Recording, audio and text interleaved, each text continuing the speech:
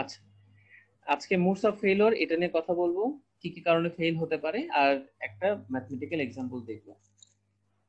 এখানে একটা ধরো একটা গ্র্যাভিটি ড্যাম, কি কি কারণে সে ফেল করতে পারে।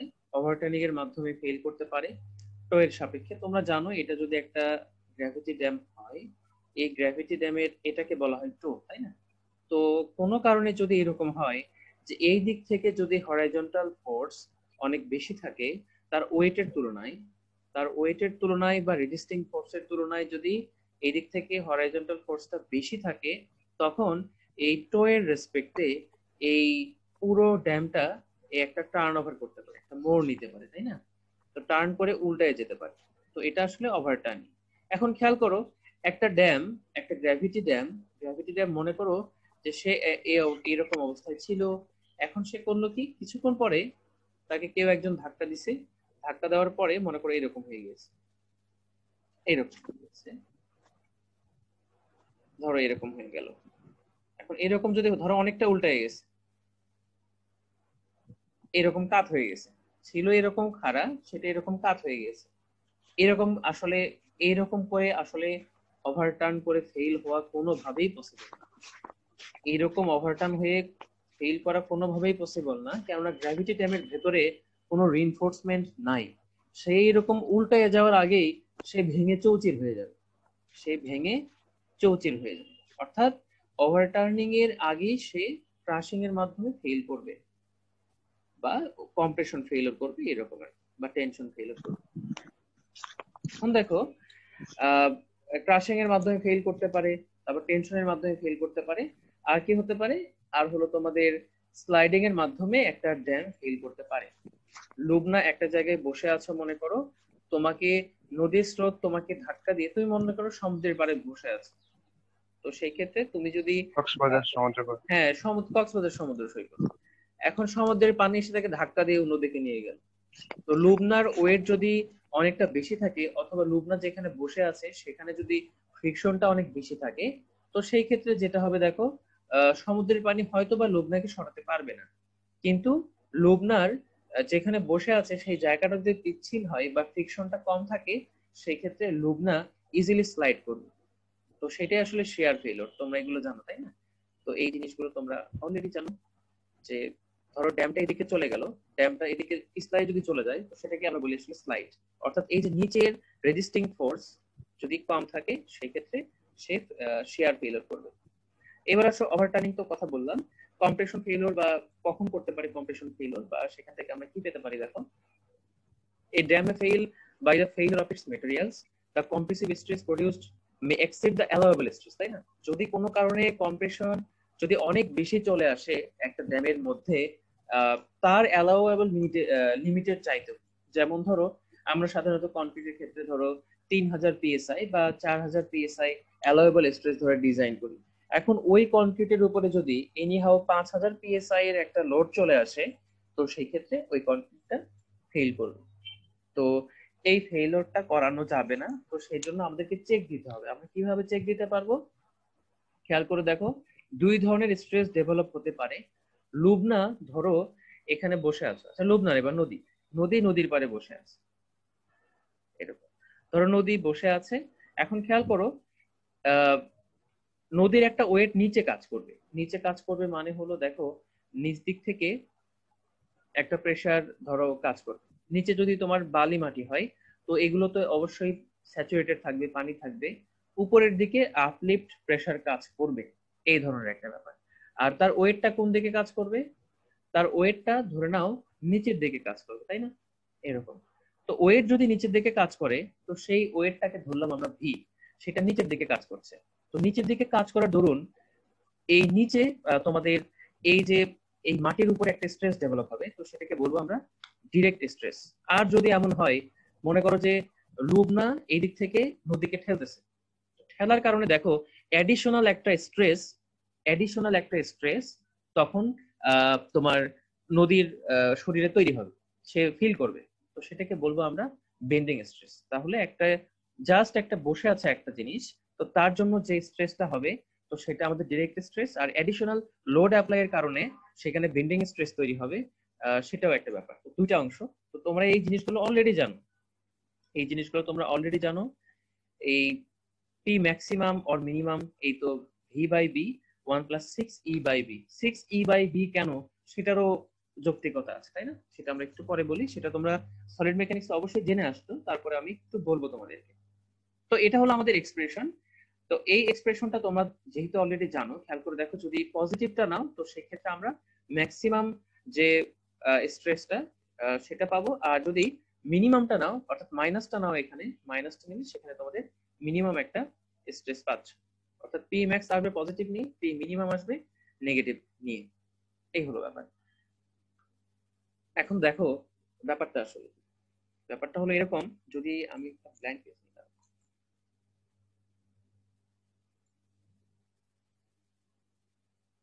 তোমরা কি আমাকে স্পষ্ট শুনতে পাচ্ছ কিনা? মাঝে মাঝে একটু স্যার বাতাসের আসতেছে। মাঝে মধ্যে একটু সমস্যা হবেই। আমি আসলে গ্রামে আছি, আমি ইনশাল্লাহ কালকে কুমিল্লা আসবো।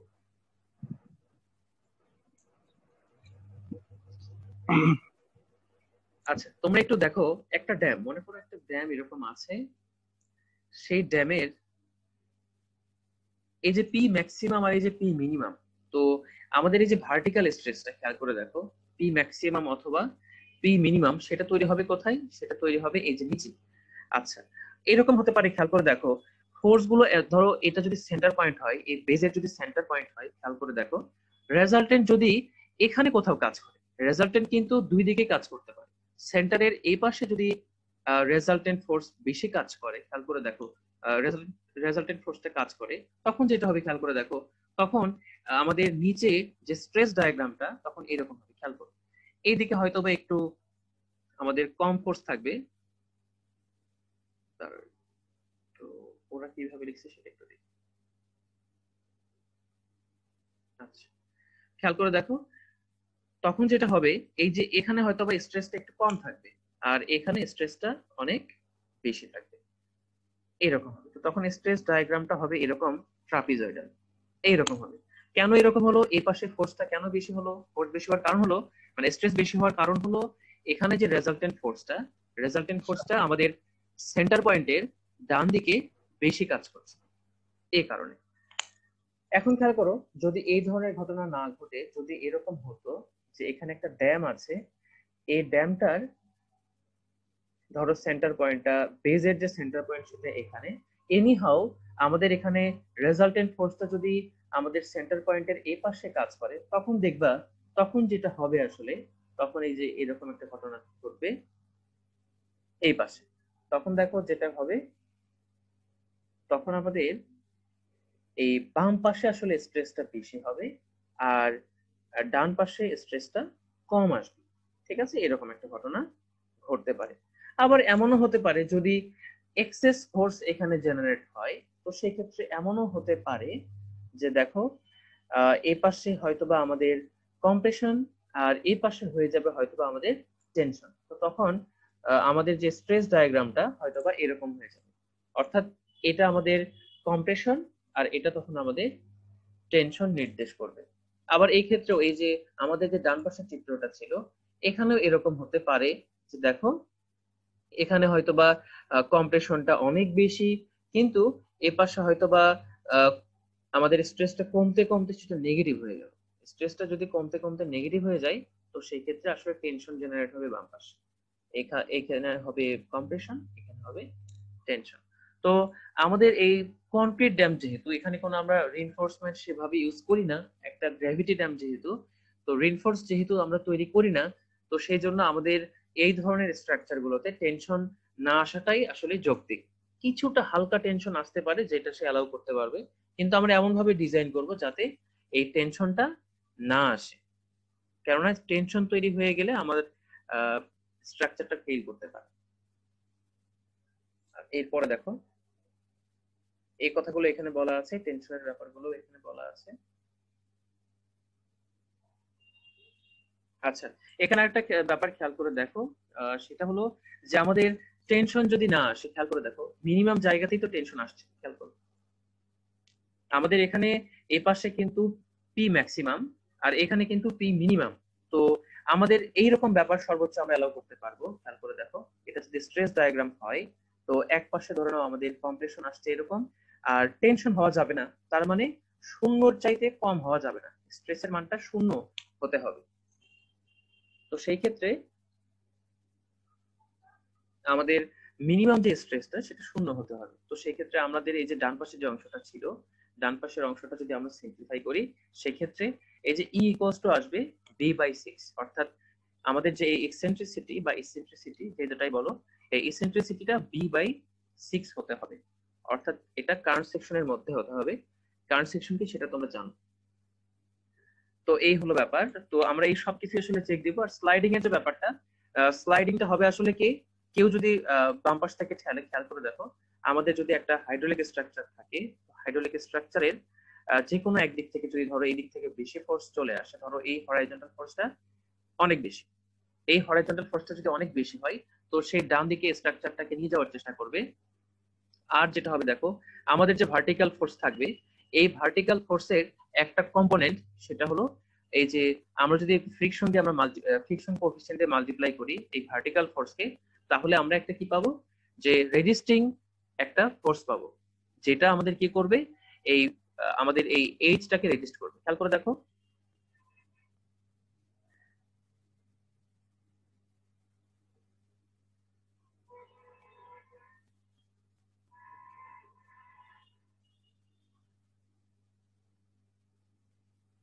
একটু খেয়াল করো, সেটা হলো হরাইজন্টাল ফোর্সটা ডান দিকে এভাবে কাজ করছে, আর এই যে ফোর্সটা এটা বাম দিকে কাজ করছে। তো তাহলে এই স্ট্রাকচারটাকে আমাদের রক্ষা করার জন্য এই যে নিচে শেয়ার ফোর্স থেকে ফেইলিওর যাতে না হয়, তো সেই জন্য এই বাম দিকে একটা আমাদের রেজিস্টিং ফোর্স কাজ করবে। তো আমাদের এই রেজিস্টিং ফোর্সকে অবশ্যই বেশি হতে হবে। অর্থাৎ খেয়াল করে দেখো, এই যে আমাদের এখানে ভার্টিক্যাল ফোর্সটা আছে, এই ভার্টিক্যাল ফোর্সকে যদি আমি ফ্রিকশন যে কোএফিসিয়েন্ট সেটা দিয়ে যদি মাল্টিপ্লাই করি, তাহলে এটা আমরা পেয়ে যাব আমাদের রেজিস্টিং ফ্রিকশন ফোর্স।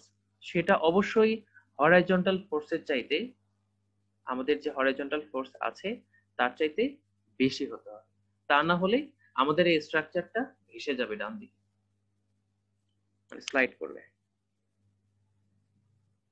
এটা একটা ব্যাপার, এখানে আর কিছু বললাম না, এখানে আরো অনেক কিছু ব্যাপার থাকতে পারে। চলো আমরা এবার যাই আরেকটা টপিক। আমার এই থিওরিটা শেষ হলে পরে আমি একটা তোমাদেরকে এক্সাম্পল দেখাবো। তোমাদের কি বুঝতে অসুবিধা হচ্ছে?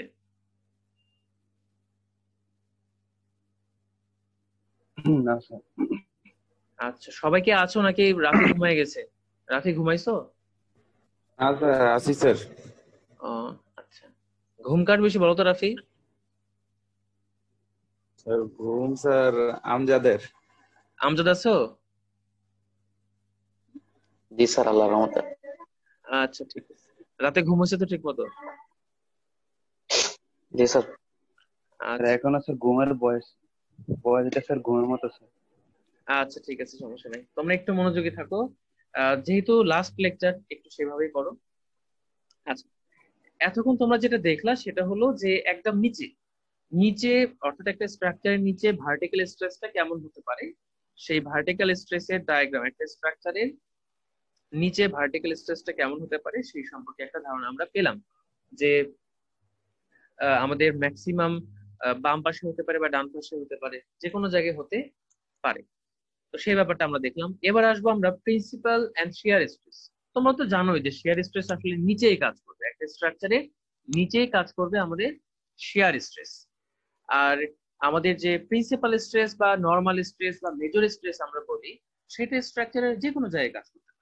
যে কোনো জায়গায় বলতে কি দেখো, যে শিয়ার স্ট্রেস যেটা, যে যদি এটা একটা স্ট্রাকচার হয়, সেই স্ট্রাকচারের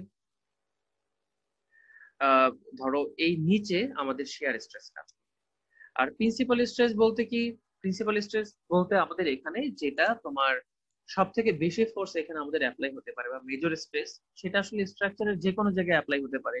সেটা এই যে এখানে হতে পারে, ম্যাক্সিমাম স্ট্রেস আমরা এখানে পেতে পারি, অথবা এখানে পেতে পারি, অথবা এখানে পেতে পারি।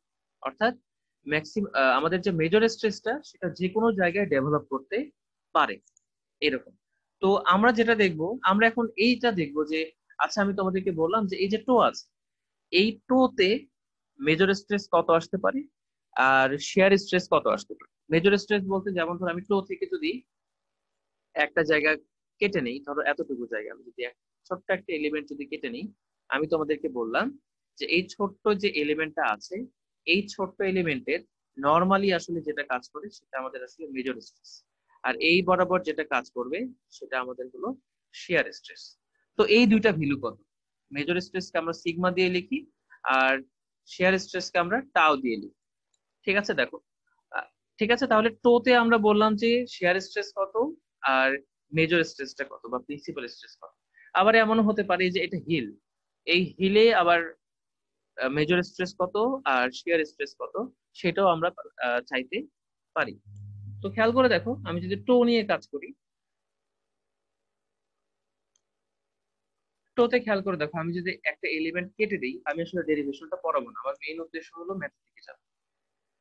তো আমাদের ধরে নাও এই যে টো আছে এখানে, এই টোতে, এই টো এর ছোট্ট একটা এলিমেন্ট যদি আমরা কেটে নিই, এই ছোট্ট এলিমেন্টটা কেটে নিয়ে এখানে একটা চিত্র আসছে, তোমরা চাইলে আমি এটা বুঝাই দিতে পারবো, কিন্তু আমি চাচ্ছি না এত ডেরিভেশন না দেখে, আমি চাচ্ছি যে তোমাদের ইয়েটা দেখো, ম্যাথটা দেখো। এখানে খেয়াল করে দেখো, আমি যদি এই ত্রিভুজটা নিয়ে কাজ করি, এই ত্রিভুজটা নিয়ে কাজ করি, এই ত্রিভুজটা নিয়ে কাজ করলে আমি এখানে এরকম একটা ভ্যালু পাচ্ছি যে আমাদের যে মেজর স্ট্রেস সেটার এক্সপ্রেশন আসতেছে ঠিক এইরকম। এখন তোমাদেরকে এখানে একটু বলে দিই কোনটা কি জিনিস, সেটা একটু বলা দরকার। যে এখানে পিভিটা হলো, খেয়াল করো, পিভিটা হলো ম্যাক্সিমাম ভার্টিক্যাল স্ট্রেস। আমাদের বের করতে হবে কি সিগমা, আমাদের মেজর স্ট্রেস বের করতে হবে। পিভিটা কি ভার্টিক্যাল স্ট্রেস, সেটা কোথায় পেলাম? একটু আগেই তোমরা যে এক্সপ্রেশনটা দেখেছো, এই যে কোথায় ম্যাক্সিমাম স্ট্রেসটা, দেখো এই যে পিভি, খেয়াল করে দেখো, এই পিভিটা হলো আমাদের ভার্টিক্যাল স্ট্রেস। ধরো এটা পিভি, এটা আমাদের ভার্টিক্যাল স্ট্রেস। আর এই যে এখানে পি প্রাইম, পি প্রাইমটা হলো আমাদের টেইল ওয়াটারের জন্য যে water pressure, static water pressure, সেটা হলো আমাদের পি প্রাইম। পি প্রাইমটা তাহলে কোনটা? যে কোনো একটা স্ট্রাকচার যদি থাকে, খেয়াল করে দেখো, ধরো এখানে যে কোনো একটা স্ট্রাকচার আমরা চিন্তা করতে পারি, এরকম একটা স্ট্রাকচারের, ধরো ডাউন স্ট্রিমে এই পর্যন্ত পানি আছে, ধরো এই পর্যন্ত পানি আছে, তো এই পর্যন্ত যদি পানি থাকে তো তাহলে তার একটা স্ট্যাটিক প্রেসার কাজ করবে। ধরো এই যে স্ট্যাটিক প্রেসার, এই স্ট্যাটিক প্রেসারের এই যে নিচে যে সর্বোচ্চ যে প্রেসারটা আমাদের কাজ করছে, এটাই হলো আমাদের আসলে পি প্রাইম। সেটা আসলে কি? সেটা আসলে তেমন কিছু না, সেটা আসলে এইচ রোজি, এতটুকু আমাদের পি প্রাইম। তো সেটা এইচ রোজি। তাহলে পিভিটা হলো আমাদের ভার্টিক্যাল স্ট্রেস, স্ট্রাকচারের নিচে যেটা অ্যাপ্লাই হবে। আর আমাদের এখানে পি প্রাইম যেটা, সেটা হলো আমাদের টেইল ওয়াটারের জন্য যে প্রেসারটা, সেই প্রেসার। তো তাহলে আমরা এগুলো জানলে পরে আমরা এখানে সিগমাটা ইজিলি পেয়ে যাব। তোমরা কি আমাকে দেখতে পাচ্ছ বা শুনতে পাচ্ছ? জি স্যার, পিডিএফ জি দেখতে স্যার, শুনতে পারতেছি পাচ্ছি স্যার। আচ্ছা, অসুবিধা হচ্ছে এখানে নেটের আসলে খুব প্রবলেম হচ্ছে, তারপরেও একটু তোমরা দেখো। আচ্ছা, এটা গেল। আর ধরো যেটা হতে পারে, যেমন ধরো যে টেইল ওয়াটার থাকলো না, অর্থাৎ ডাউন স্ট্রিমে যদি কোনো পানি না থাকে, তো সেই ক্ষেত্রে এই যে এখানকার যে পর্শনটা পি প্রাইম, সেটা তো থাকলোই না, সেটা আর থাকবে না, তো সেই ক্ষেত্রে এই অংশটা থাকবে না। তখন আসলে সিগমাটা হবে কোনটা? সিগমাটা হবে আসলে এই যে পিভি সেক স্কয়ার আলফা, এই অংশটা। আচ্ছা, এটা গেল আমাদের প্রিন্সিপাল স্ট্রেস বা এটা মেজর স্ট্রেস। আর যদি আমি শিয়ার স্ট্রেসের কথা বলি, তো শিয়ার স্ট্রেসটা হবে ওই ত্রিভুজ থেকে আসলে এই ডেরিভেশনটা কিন্তু আসতেছে।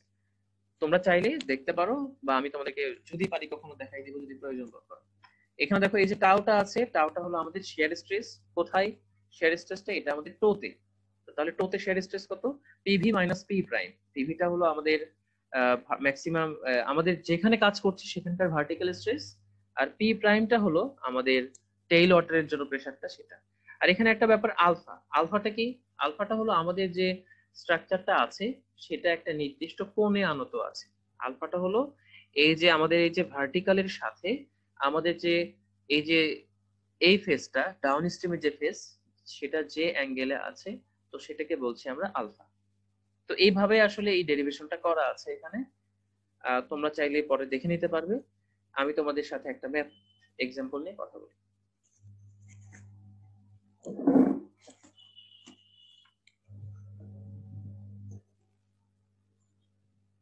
খেয়াল করো এখানে একটা ম্যাথ এখানে বলা আছে যে এখানে একটা ফিগার দেওয়া আছে, এখানে একটা ড্যাম আছে, গ্র্যাভিটি ড্যাম।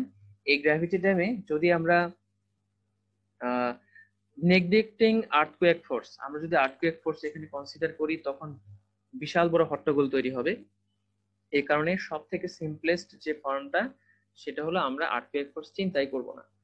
বলা হচ্ছে যে maximum vertical stress at the heel and toe of the dam, অর্থাৎ বোঝাই যাচ্ছে হিল অ্যান্ড টো, তোমরা তো এগুলো ভালো করেই বোঝো। এই যে হিল বলতে এখানে আমাদের ভার্টিক্যাল স্ট্রেসটা কত আর এখানে ভার্টিক্যাল স্ট্রেসটা কত সেটা আমাদের বের করতে হবে। এটা হলো প্রথম প্রশ্ন।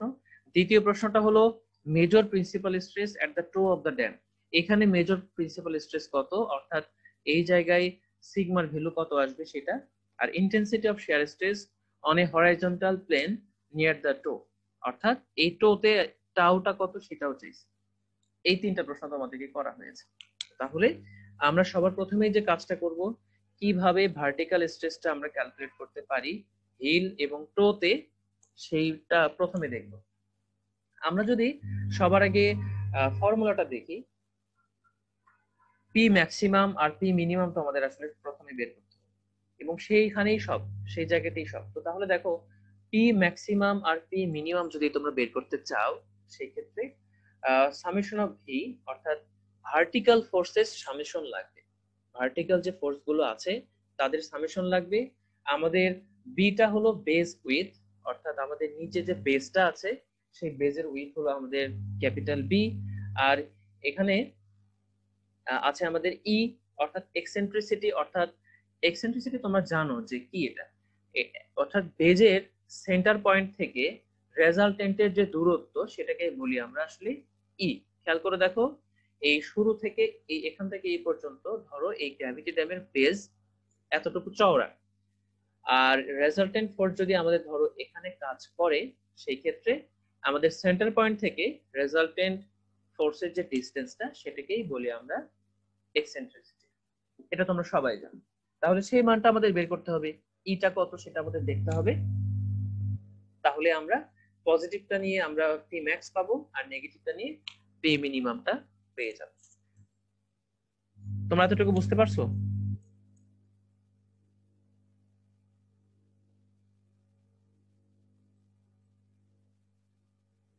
স্যার আরেকবার একটু বলবেন স্যার? আচ্ছা, আরেকবার যদি বলি, দেখো আমাদের ম্যাক্সিমাম ভার্টিক্যাল স্ট্রেস আর মিনিমাম ভার্টিক্যাল স্ট্রেস এগুলো বের করতে হবে। তো তার জন্য আমাদের যে কাজটা করতে হবে সেটা হলো সেই স্ট্রেসটা বের করার জন্য আমাদের ভার্টিক্যাল স্ট্রেসের সামেশন লাগবে।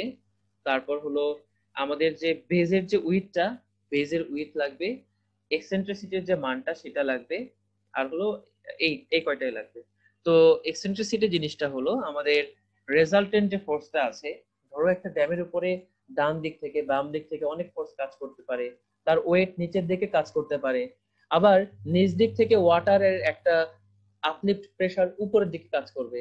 অনেকগুলো ফোর্স আছে এখানে, সবগুলো ফোর্স মিলে যদি আমাদের রেজাল্টেন্ট ফোর্স আর হয়, সেই রেজাল্টেন্ট ফোর্স অবশ্যই এই বেজের কোনো না কোনো পয়েন্টের দিকে ক্রিয়া করবে। তো সেই ক্রিয়ার যে পয়েন্টটা সেটা ধরে নাও আমাদের এটা।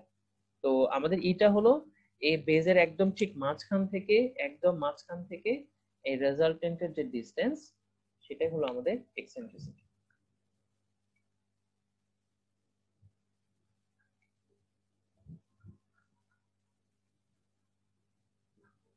এখন চলো আমরা এখানে একটু ফিরে যাই। তোমাদেরকে যদি সহজভাবে ব্যাপারটা বলি, আচ্ছা তোমরা জানো না, এটা মনে হয় গতবারের কোশ্চেন, এটা গতবার আসছে এই প্রশ্নটা তোমাদের গতবার দেওয়া হয়েছিল। খেয়াল করে দেখো এখানে বলা হয়েছে calculate the maximum vertical stresses at heel and toe of the dam. Heel এবং টোতে কি পরিমাণ স্ট্রেস জেনারেট হয়েছিল সেটা। এটা হলো একদম সিম্পলেস্ট একটা ফর্ম। আমি যদি তোমাদেরকে এইটার সলিউশনটা দেখাই, আমার মনে হয় সব থেকে ভালো হবে, সেটা তোমরা ইজিলি ব্যাপারটাকে তখন ধরতে পারবে। এখানে আপ স্ট্রিমে পানি আছে আর ডাউন স্ট্রিমে পানি নাই, মানে এর চেয়ে সহজ আর হয় না। আমি এটা বুঝিয়ে দিয়ে তারপর আমি ওটাতে যাব, এটা একটু তোমরা বোঝার চেষ্টা করো।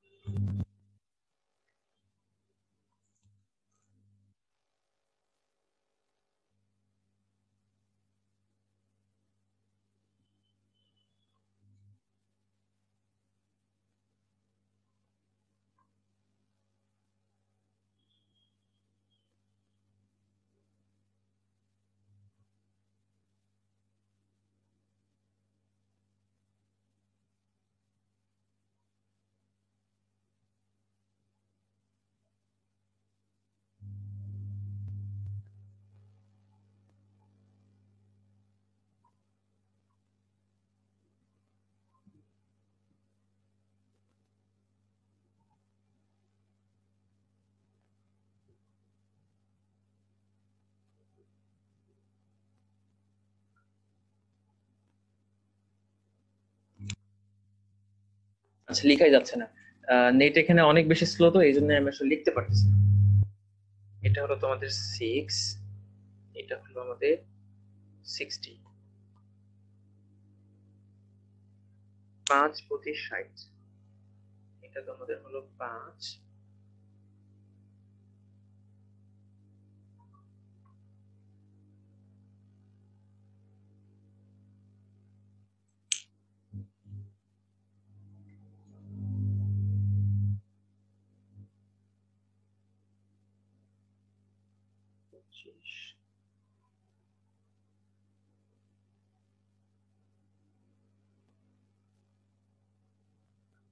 না লিখতে খুব অসুবিধা হয়ে যাচ্ছে, এটা না দেখাই আমি একটু, চলো বইয়ে যেটা আছে সেটাই দেখ।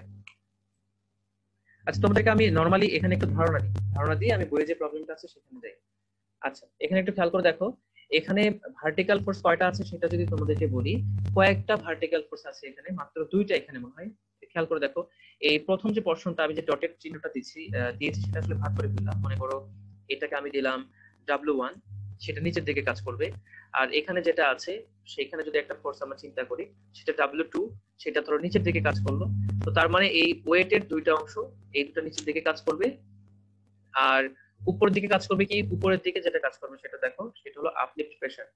উপরের দিকে আপলিফট একটা প্রেসার কাজ করবে, লেখাই যাচ্ছে না।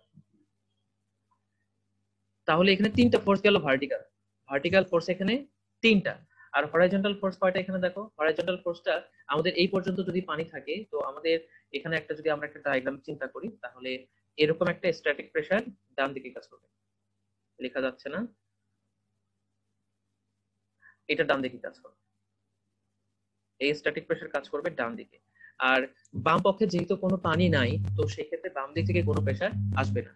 তো আর নিচের যে আপলিফট প্রেসারটা হবে, খেয়াল করো, নিচের আপলিফট প্রেসারের ডিস্ট্রিবিউশনটা হবে এরকম, খেয়াল করে দেখো। বাম পক্ষে দেখো, বাম পক্ষে আমাদের পানি আছে, কিন্তু ডান পক্ষে আমাদের কোনো পানি নাই। তো তার মানে এখানে কোনো, আমাদের এখানে কোনো পোর ওয়াটার প্রেসার এই ক্ষেত্রে থাকবে না। খেয়াল করে দেখো, সরি, আপলিফট যে প্রেসারটা সেটা থাকবে না, কিন্তু এখানে আপলিফট প্রেসার থাকবে, কারণ আপস্ট্রিমে পানি আছে। তো সেই ক্ষেত্রে এখানে যে আপলিফট প্রেসার ডিস্ট্রিবিউশনটা সেটা ঠিক এরকম হবে। আর তোমরা সেটা ক্যালকুলেট করবে কিভাবে, ক্যালকুলেট করবে এরকম করে দেখো, এখানে অবশ্যই একটা মান পাওয়া যাবে, আর এখানে 0, অর্থাৎ একটা ত্রিভুজের মতো হয়ে গেল। হাফ ইন্টু ভূমি ইন্টু উচ্চতা, এই এরিয়াটা বের করে ফেললেই সেটাই হবে আসলে উপরের দিকে যে আপলিফট যে ফোর্সটা, সেটা আমরা পেয়ে যাব, এই উপরের দিকের আপলিফট ফোর্স সেটা। তো তাহলে এই ক্ষেত্রে 4টা ফোর্স তোমাদের শুধু বের করতে হবে, এই প্রথম অংশের ওয়েট, এই যে দ্বিতীয় অংশের ওয়েট, আর এখানে এই যে তোমাদের ডান দিকে যে প্রেসারটা, স্ট্যাটিক প্রেসার সেটা, আর উপরের দিকে যে আপলিফট প্রেসার সেটা। এই কয়েকটা ফোর্স এখানে আসলে কাজ করবে, এই কয়টা নিয়ে কাজ করলেই হবে। এখন এখানে যেহেতু আসলে কাজ করছে না, এখানে লেখাটা খুব টাফ হয়ে যাচ্ছে, তো সেক্ষেত্রে আমরা এখানে আমাদের পিডিএফ এ যে এক্সাম্পল প্রবলেমটা আছে সেটাই দেখবো। তোমরা একটু রিজয়েন করতে পারবা? পিডিএফ এর প্রোগ্রামটা দেখো। হ্যাঁ, জি স্যার, পারবো স্যার। তোমরা একটু রিজয়েন করো, 40 মিনিটের লিমিটটা শেষে দিকে। জি স্যার। স্যার লিংকটা দিয়ে দিচ্ছি, রিজন। একই লিঙ্কে, তোমরা সেম লিঙ্কে আবার জয়েন করো। বুঝি নাই স্যার।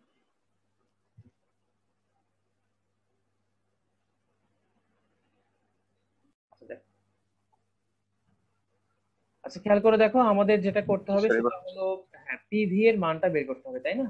অর্থাৎ ম্যাক্সিমাম আর মিনিমাম মানটা বের করতে হবে। তো তার জন্য আমাদের এখানে ভি, বি আর হলো ই এর মান লাগবে। তো ই বের করার জন্য আমাদের যে কাজটা করতে হবে, ই বের করতে গেলে আমাদের আসলে মেইন যে দরকারটা, সেটা হলো রেজাল্টেন্টটা কোথায় কাজ করবে, অর্থাৎ রেজাল্টেন্ট যে ফোর্সটা কাজ করবে সেটা কোথায় কাজ করবে, তো সেটাই আসলে আমাদের ই। তো আমরা যদি রেজাল্টেন্টটা বের করতে চাই, তো রেজাল্টেন্ট বের করতে গেলে আমাদের, বা রেজাল্টেন্ট কোথায় কাজ করছে সেটা বের করতে গেলে আমাদের টোটাল মোমেন্ট, অর্থাৎ আমাদের যে এখানে টোটাল মোমেন্ট আছে সেই মোমেন্টটা লাগবে, আর আমাদের এই যে ভার্টিক্যাল ফোর্স সেটা লাগবে।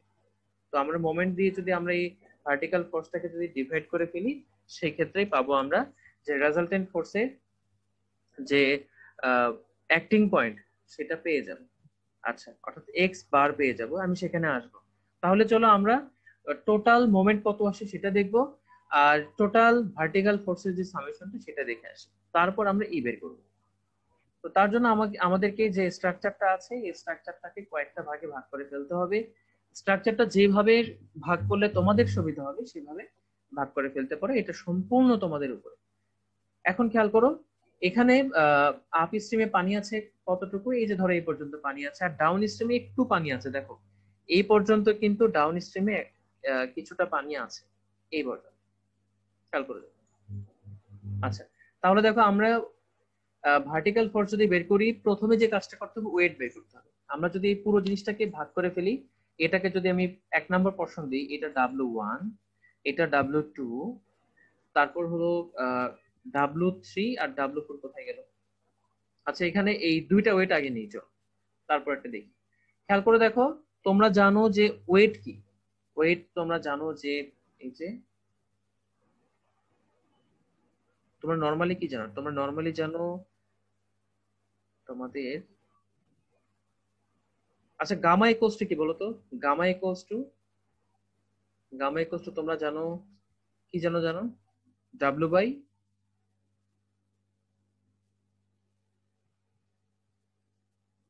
তোমরা মনে হয় এটা জানো তাই না? ডাব্লিউ বাই ভি, এটা জানো না? জি স্যার। অর্থাৎ ওইটাই ইউনিট ওয়েট, তাই না? ইউনিট ওয়েটটা হলো আসলে পার ইউনিট ভলিউমে কতটুকু ওয়েট। তাহলে ওয়েট ইকুয়ালস টু কি আসবে? আমি যেহেতু এখানে ওয়েট বের করছি, ওয়েট ইকুয়ালস টু আসবে আমাদের গামা ইনটু, গামা ভি।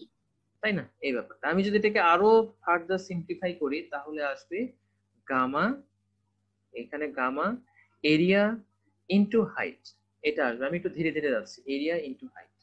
আরো যদি আমি আরেকটু সিম্পলিফিকেশনের দিকে যাই, যে গামা ইনটু হাইট আমি রাখলাম, গামা এইচ এতটুকু আমি রাখলাম।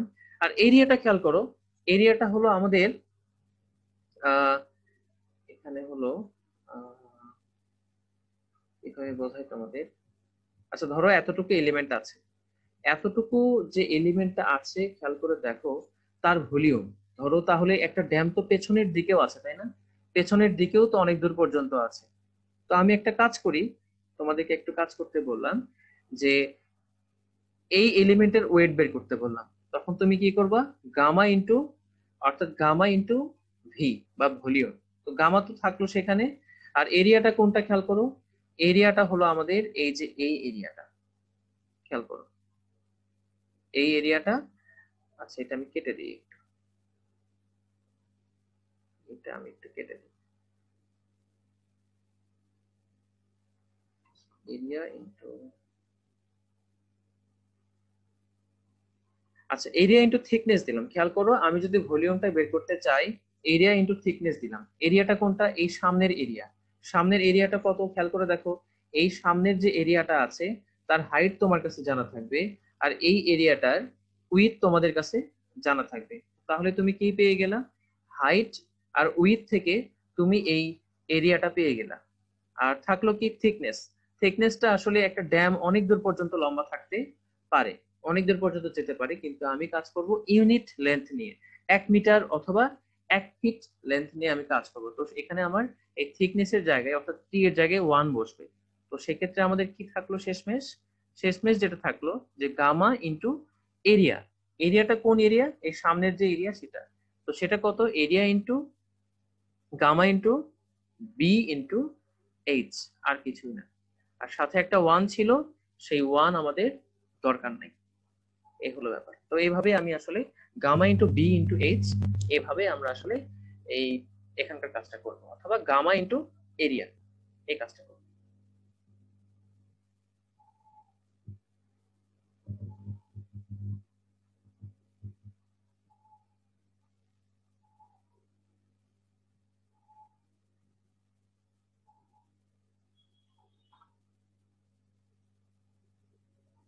তোমাদের কপালটা খারাপ, আজকে নেটওয়ার্কটা খুবই বাজে, খুবই বাজে বলতে খুবই বাজে।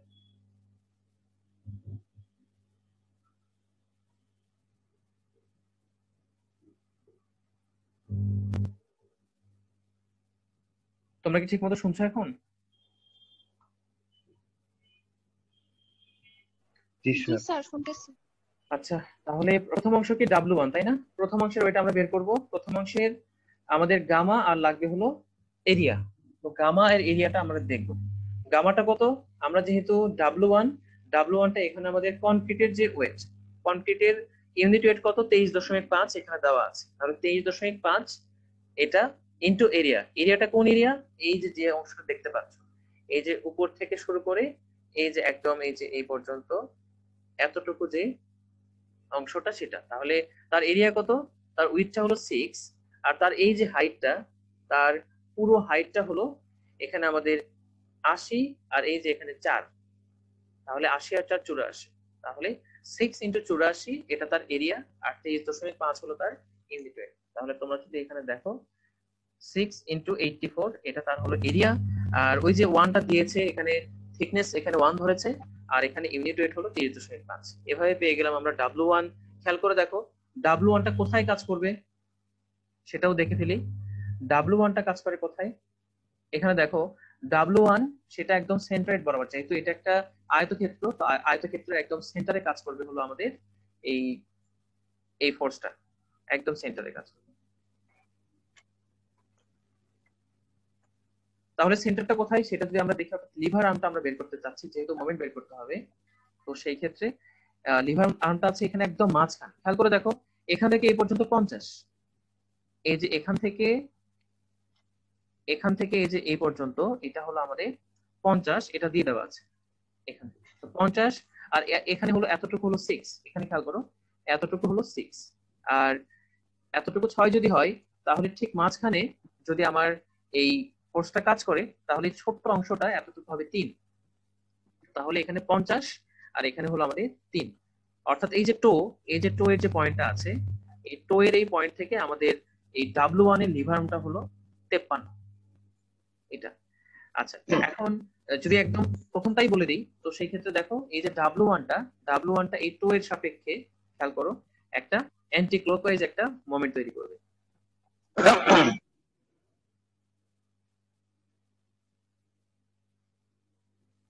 এখানে লেখাই যাচ্ছে না, এটা অ্যান্টি ক্লকওয়াইজ একটা মোমেন্ট তৈরি করবে। আর এরপর আসো W2 একটা আসলে ত্রিভুজ, তাই না? W2 আমাদের এখানে একটা ত্রিভুজের মতো, তো হাফ ইন্টু ভূমি ইন্টু উচ্চতা, এখানে সবই দেওয়া আছে। ভূমি এখানে কত সেটা দেখো তো, এখানে ভূমি দেওয়া আছে হলো এই 50, খেয়াল করে দেখো ভূমি 50, আর এই যে উচ্চতা সেটা হলো 75। এই যে ভূমি এটা 50, এখান থেকে এই পর্যন্ত আমাদের 50, আর এই যে উপর থেকে নিচ পর্যন্ত এই পর্যন্ত আমাদের হলো 75। হাফ ইন্টু ভূমি ইন্টু উচ্চতা, এরিয়া পেয়ে গেলাম। এরিয়াকে যদি আমি ইউনিট ওয়েট দিয়ে মাল্টিপ্লাই করি, সেক্ষেত্রে পেয়ে যাব আমি এখানে আমি ওয়েট পেয়ে গেলাম। এখন এই ওয়েটটা কোথায় কাজ করবে? সেই ওয়েটটা কাজ করবে আমার 2/3-এ, অর্থাৎ এই যে এখান থেকে আমার আসলে 2/3 অফ এইচ, অর্থাৎ 2/3 অফ এইচ বলতে এখানে দেখো এতটুকু হলো আমাদের 50, আর তার যদি 2/3 হয়, তো সেটা আসলে এই যে ডাব্লিউটা এখানে কাজ করে। তো সেই 2/3টা কত আসে দেখো, 50 ইন্টু 2/3 করলে পরে 33 আসে। তো তাহলে আমি কি পেয়ে যাচ্ছি? আমি এখানে পেয়ে যাচ্ছি এখানে W1 W2, আর একটা ওয়েট নিচের দিকে কাজ করছে। খেয়াল করে দেখো এখানে যদি ডাউন স্ট্রিমে পানি থাকে, খেয়াল করো এখানে ডাউন স্ট্রিমে যদি পানি থাকে, তো সেই ক্ষেত্রে এতটুকু পর্যন্ত পানি আছে। তো এতটুকু পর্যন্ত যদি পানি থাকে, তো তার একটা ওয়েট এখানে নিচের দিকে কাজ করে, খুব ছোট্ট একটা পর্শন, তারপরেও তার একটা ওয়েট আছে। তো সেটা হলো দেখো এখানে 4 আর এখানে 6, তাহলে হাফ ইন্টু ভূমি ইন্টু উচ্চতা, আর এখানে যেহেতু পানির ওয়েট, তো সেই ক্ষেত্রে এখানে পানির ইউনিট ওয়েট দিয়ে মাল্টিপ্লাই করতে হবে, 9.8 দিয়ে মাল্টিপ্লাই করতে হবে। তাহলে হাফ ইন্টু ভূমি ইন্টু উচ্চতা, আর 1 তো থাকবে থিকনেসের জন্যই, আর 9.8 হলো তার ইউনিট ওয়েট। তো সেখান থেকে আমরা পেয়ে গেলাম 118। আর সেটা কোথায় কাজ করবে? সেটা কাজ করবে হলো আমাদের এই যে সেই লিভার আর্মটা কোথায়, সেটা একটু যদি চোখ দূরবীক্ষণ যন্ত্র দিয়ে দেখতে হবে আসলে এখানে। হ্যাঁ, সেটা আসলে দেখো একটু দূরবীক্ষণ যন্ত্র দিয়ে দেখতে হবে, উপায় নাই। এই যে এখানে 4 আছে, খেয়াল করে দেখো এখান থেকে এই যে আমাদের এই যে টো থেকে এই যে এই সেন্টারটা কোথায় সেটা, তো সেটা আসলে 2/3 অফ এখানে 4 হবে। 2/3 অফ 4 বলতে সেটা হবে আসলে এই যে 1.33 লিভার আর্ম পেয়ে গেলাম। এখন আমি একটু এই যে আপলিফট প্রেসার এটা একটু পরে আসি। আমি এখন চাচ্ছি এই যে হরাইজন্টাল যে ওয়াটার প্রেসার আছে, তো তার কারণে যে ফোর্স জেনারেট হবে, তো সেটা আসলে কত হবে? তোমরা সবাই জানো যে আহ, এই প্রেসার গুলো হবে তোমার হলো এইচ রো জি, তাই না? এইচ রো জি সেটা হবে, আর তাকে আমাদের এরিয়া দিয়ে মাল্টিপ্লাই করতে হবে, বা হাফ গামা এইচ স্কোয়ার করেও আমরা হাইড্রোস্ট্যাটিক প্রেসারটা সরাসরি বের করে ফেলতে পারি।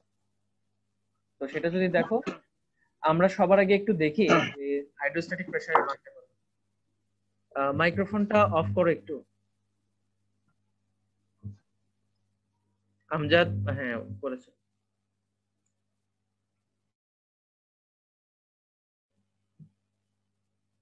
আচ্ছা, তোমরা এখানে একটু দেখো, এখানে পানি আছে তোমার হলো 80 মিটার পানি আছে। তো 80 মিটার যদি পানি থাকে, তোমরা জানো এইচ রো জি। তো সেই ক্ষেত্রে আমাদের যে প্রেসারটা থাকবে, খেয়াল করো, এই যে এখান থেকে এই পর্যন্ত আমাদের যে প্রেসারটা থাকবে, তো সেই প্রেসারটা হবে এইচ রো জি। এবং তোমরা যদি এইচ এর জায়গায় 80 নাও, রো এর জায়গায় 1000 নাও, জি এর জায়গায় 9.81 নাও, তো সেক্ষেত্রে অবশ্যই এখানে ওয়াটারের যে প্রেসারটা সেটা আসবে 784.8 এত কিলো, এত নিউটন পার মিটার স্কয়ার, অথবা কিলো নিউটন, সরি, এত kilo newton per metre square আসবে। আর এখানে যে ডাউন স্ট্রিমে পানি আছে, খেয়াল করো, এখানে যে আমাদের ডাউন স্ট্রিমে পানি আছে, সেই ডাউন স্ট্রিমের পানিরও একটা প্রেসার থাকবে এইচ রো জি। সেটাও আসলে কত? সেটা আসলে আসবে, যদি করো এই যে এই প্রেসার ডায়াগ্রামটা এখানে যেটা দেখতে পাচ্ছ, সেটা হলো এইচ রো জি, নিচের যে প্রেসারের মানটা এইচ রো জি, অর্থাৎ এইচ এখানে 6, রো জি করে ফেললে এখানে আসবে 58.9 কিলোমিটার পার মিটার স্কয়ার, সেটা আসবে। তাহলে দেখো, আমরা দুই জায়গার প্রেসার ডায়াগ্রামটা পেয়ে গেলাম। আমরা জানি ফোর্সটা হলো প্রেসার ডায়াগ্রামের এরিয়া। তো সেই ক্ষেত্রে এই যে এরিয়াটা আছে এই ত্রিভুজের, হাফ ইন্টু ভূমি ইন্টু উচ্চতা, হাফ ইন্টু ভূমি কত এখানে, এই যে এটা, আর উচ্চতা কত এখানে, 80। তো সেটা করে ফেললেই আমরা পেয়ে যাব পানির যে ফোর্সটা সেটা পেয়ে যাব। আর এখানে যে এখানে যেটা আছে দেখো 58.9, তো হাফ ইন্টু 58.9 ইন্টু 6 যদি আমরা করে ফেলি, তো সেই ক্ষেত্রে আমরা পেয়ে যাব এই পাশের যে ফোর্সটা, সেই ফোর্সটা পেয়ে যাব। আমাদের তাহলে দুইটা ফোর্স, হরাইজন্টাল ফোর্স, সেটা হলো এখানে একটা, আর হলো এই যে নিচে এখানে একটা, এই দুইটা হরাইজন্টাল ফোর্স আমরা পেয়ে গেলাম। এখন ফাইনালে যেটা থাকবে, এটা কোথায় কাজ করবে সেটাও তোমরা জানো, এই যে টো থেকে 1/3 অফ এইচ, অর্থাৎ এই যে ফোর্সটা এটা কোথায় কাজ করছে, এটা আসলে 1/3 অফ এইচ। তারপরে দেখো, এই যে টো, এই যে টো, এই যে পয়েন্টটা, টো এর পয়েন্ট থেকে এটা 1/3 অফ এইচ, অর্থাৎ এটা হবে 1/3 অফ 80। 1/3 অফ 80 আর কতই হবে, হয়তো 50 বা এই ধরনের কিছু একটা হবে। 1/3 অফ এইচ বলতে ওখানে 26, হ্যাঁ 26 এর মতো হয়েছে। আর ওইটা যদি করি 1/3 অফ এইচ, সেটা হবে 2, 6 এর 1/3 সেটা হবে 2। আচ্ছা, এখন আমাদের বাকি থাকলো সব থেকে ঝামেলাকর যে প্রশ্নটা, পোর্শনটা, সেটা সেটা হলো আপলিফট প্রেসার, যেটা এটা। তো আপলিফট প্রেসার আমাদের আমরা কয়েক ভাবে বের করে ফেলতে পারি, কিন্তু আগে প্রেসারের ভ্যালুটা বের করে ফেলতে হবে। প্রেসারের ভ্যালুটা বের করে ফেললে আমরা এই যে এখানে U1 U2 U3 U4 এই ফোর্স গুলোর মানও আমরা বের করে ফেলতে পারবো। সবার আগে চলো আমরা আমাদের যে আপলিফট যে প্রেসারটা আছে, তো সেই আপলিফট প্রেসারটা বের করে ফেলবো।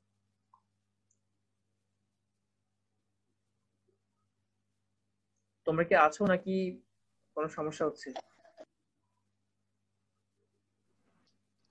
আছি স্যার। আচ্ছা, একটু রেস্ট নিয়ে নিয়ে পড়ো।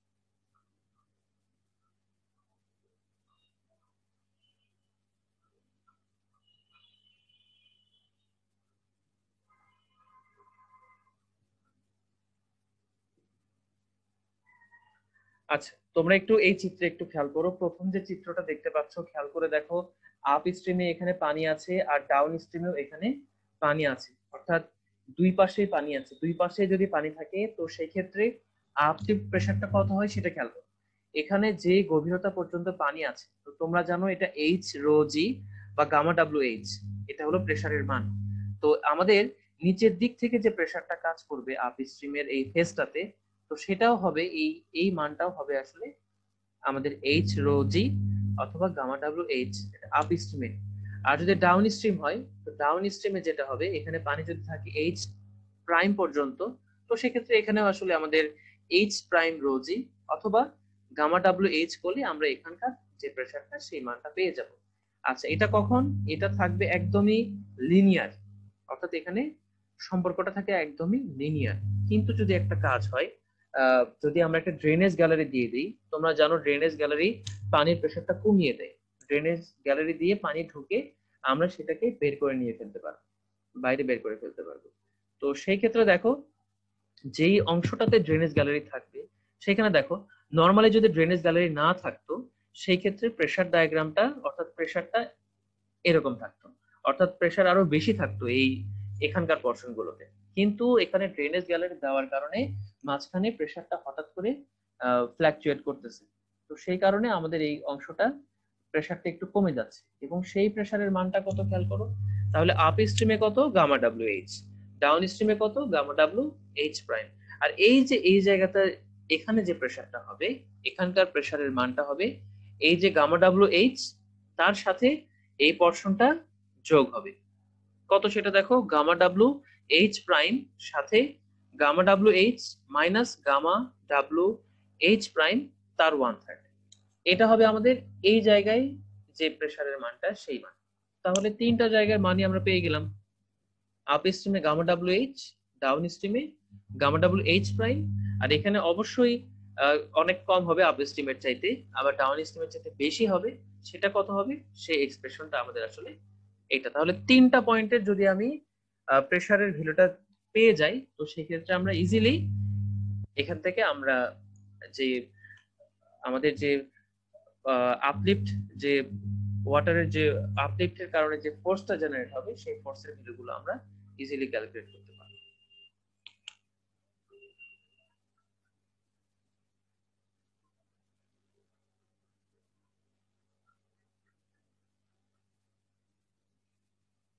আচ্ছা, এখন আমি তোমাদেরকে যেটা বলি সেটা একটু দেখো। এখানে এখানে আমরা প্রত্যেকটা জায়গার আমরা কি করে ফেলবো, আমরা এখানে প্রেসারের যে ভ্যালুটা সেটা সবার আগে আমরা এখানে বের করে ফেলবো। কিভাবে দেখো, এই যে এখানে যে ভ্যালুটা, এটা বের করে ফেলবো গামা ডাব্লু এইচ এভাবে। আর এই যে শেষ প্রান্তটা, সেখানে কি করব, গামা ডাব্লু এইচ প্রাইম। অর্থাৎ এখানে এইচ আমাদের আসলে এখানে দেখো 80, আর এখানে এইচ প্রাইমটা হলো আমাদের এই যে ডাউন স্ট্রিমে অল্প পানি আছে সেটা কত, 6। সেটা আমরা এখানে বসিয়ে ফেললে আপ স্ট্রিম এবং ডাউন স্ট্রিমে আমরা এখানে আপলিফট যে প্রেসারটা সেই ভ্যালুটা পেয়ে গেলাম। এখন দরকার কি, এই যে মাঝখানের যে অংশটা, এই ড্রেনেজ গ্যালারির যেখানে আছে সেই জায়গার আমার ওয়াটারের যে প্রেসারটা সেটা কত হবে, সেটা হবে আমরা এই যে সমীকরণটা যদি ইউজ করি, সেই ক্ষেত্রে আমরা পেয়ে গেলাম কত, এখানে পেয়েছিলাম তোমার হলো টোটাল উপর থেকে নিচ পর্যন্ত টোটাল পেলাম 784, এখানে পেলাম ডাউন স্ট্রিমে পেলাম আমাদের 58, আর এই যে এখানে এখানে পাচ্ছি আমাদের 300। এখন আমার কাজ কি, এখন আমার কাজ হলো এই প্রেসারের কারণে যে ফোর্স জেনারেট হলো সেই ফোর্সের ভ্যালুগুলো আমরা বের করে ফেলবো। তো সেটা কিভাবে করব, আমরা জানি ফোর্স হলো প্রেসার ডায়াগ্রামের এরিয়া। তাহলে উপরের দিকে আমাদের কি ফোর্স অ্যাপ্লাই হবে সেটা যদি আমরা বের করতে চাই, তো সেক্ষেত্রে এখানে আমাদের এই এখানে যে নিচে যে ডিস্ট্রিবিউশনটা পেলাম তার এরিয়া আমাদের বের করতে হবে। এখন এটা একটা কোন একটা রেগুলার এরিয়া না, যেখানে আমি একটা ত্রিভুজ বা একটা রেক্টাঙ্গেল এরকম কোন একটা দিয়ে আমরা একবারে বের করে ফেলতে পারি। একবারে বের করা পসিবল না। আমরা যদি এইটাকে ভাগ করে ফেলি, খেয়াল করে দেখো, নরমালি ডিস্ট্রিবিউশনটা আসলে এখানে এরকম, খেয়াল করে দেখো ডিস্ট্রিবিউশনটা এখানে আসলে এরকম। তো আমরা যদি একটা কাজ করি, এখানে আমরা কয়েকটা ভাগে ভাগ করে ফেলতে পারি। খেয়াল করে দেখো এখানে এভাবে ভাগ করেছে, এখানকার ভাগটা আমি দেখাচ্ছি।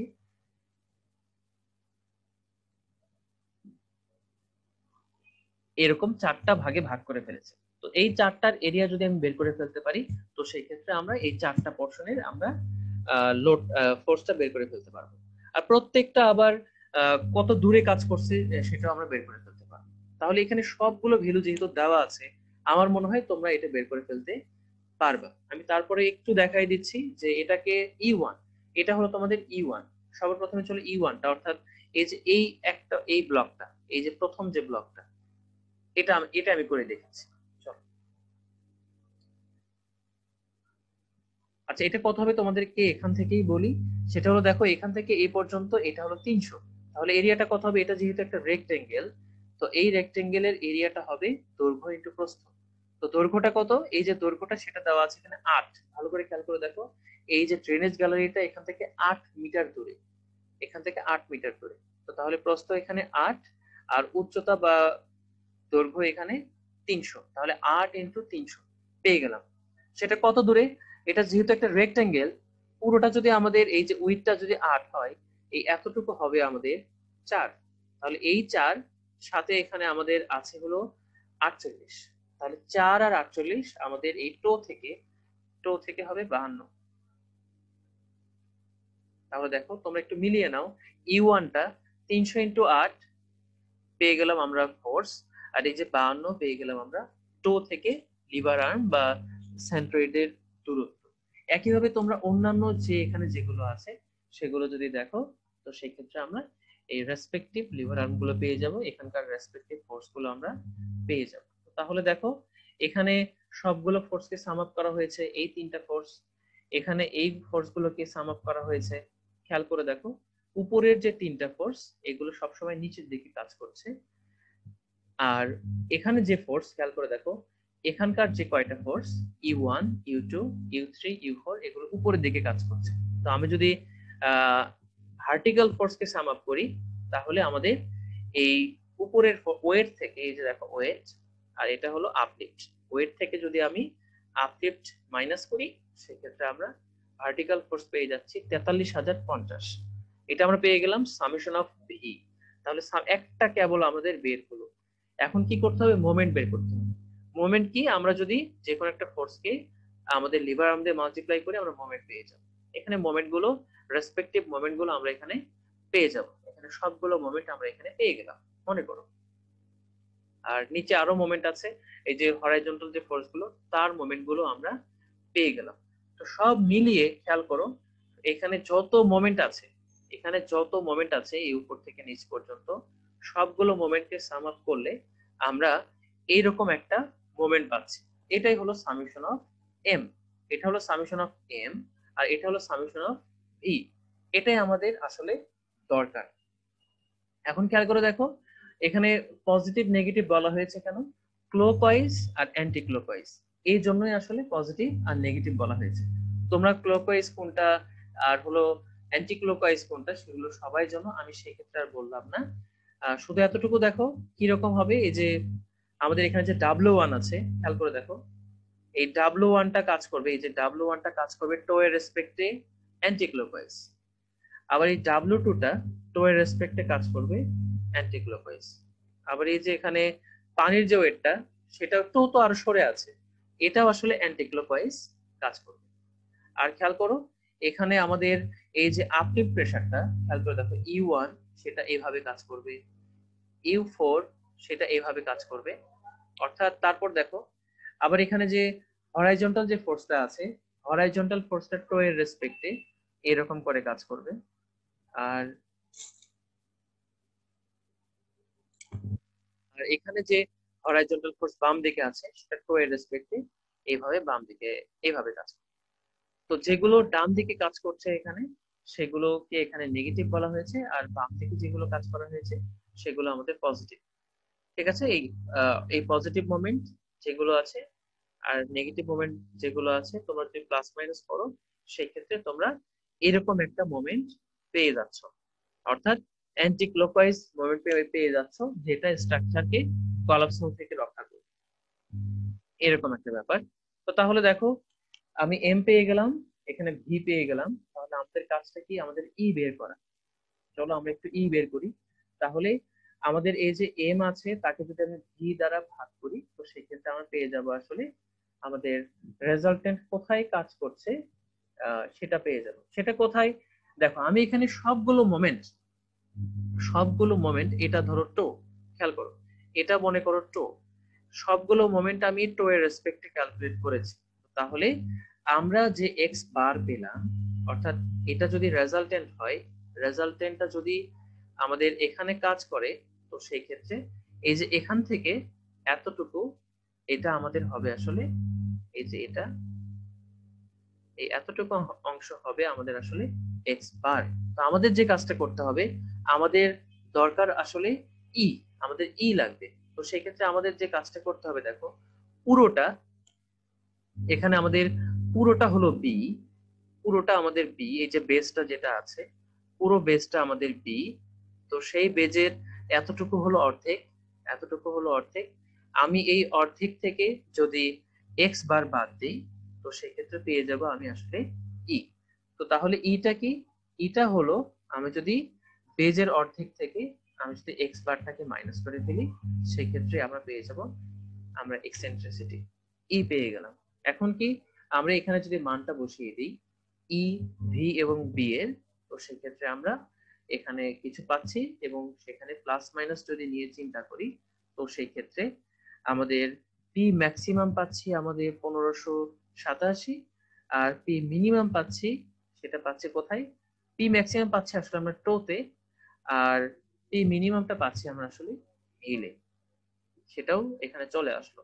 পি ম্যাক্সিমামটা কত? 1587, আর পি মিনিমামটা কত? সেটা আমাদের আসছে আসলে 49.97। আসলে ডিস্ট্রিবিউশনটা এরকম হবে, খেয়াল করো, যেহেতু মাইনাস তার মানে কিছুটা টেনশন এখানে জেনারেট হবে, ব্যাপারটা এরকম। এটা হবে 1500, আর এই যে এতটুকু এই টেনশনটা সেটা হবে আমাদের 50। তোমরা কি এতটুকু বুঝতে পেরেছো?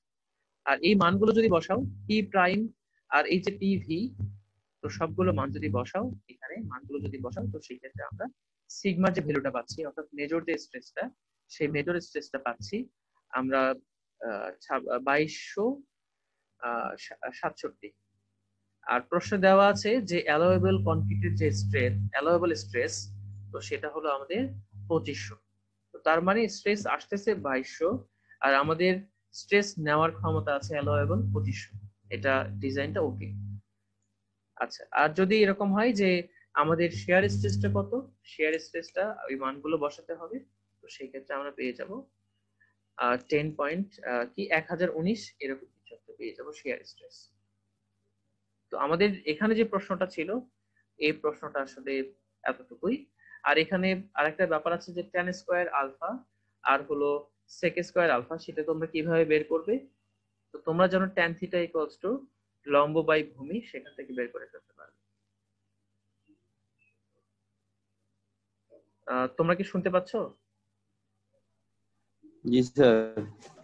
আচ্ছা, মনে হয় টায়ার্ড হয়ে গিয়েছো। আমি আসলে স্যার এটা কি পরীক্ষায় আসবে স্যার? এত বড় ম্যাথ স্যার, সেটা দিতে দিতে স্যার পুরো টাইম চলে যাবে। তোমার এই বড় ভাইয়েরা এই সহজ প্রশ্নের পরীক্ষা দিয়েছে, বোঝা গেছে? পড়তে তো হবে সবই, কিন্তু ধরো তোমাদের প্রশ্ন, স্যার দুইটা বলো। চিত্র তো সেম, কিন্তু এইটার আপলিফট প্রেসার দেখাইলেন যে হ্যাঁ। ট্রায়াঙ্গেলের মতো, আর হ্যাঁ। ওইটার আপলিফট প্রেসারটা আবার একটু অন্যরকম ছিল চিত্রটা, তাহলে কি স্যার ডিফারেন্স কোথায়? ডিফারেন্সটা একটু বলি, তাহলে এখানে একটু আলোচনা করব। তোমাদেরকে মনে হয় আবার একটু রিজয়েন করা লাগতে পারে, তোমরা একটু রিজয়েন করো। ঠিক আছে, রিজয়েন করো, আমি প্রশ্নের ব্যাপারটা এখন বলে দিচ্ছি। জি স্যার। আচ্ছা, ঠিক আছে। 90 স্যার, 90।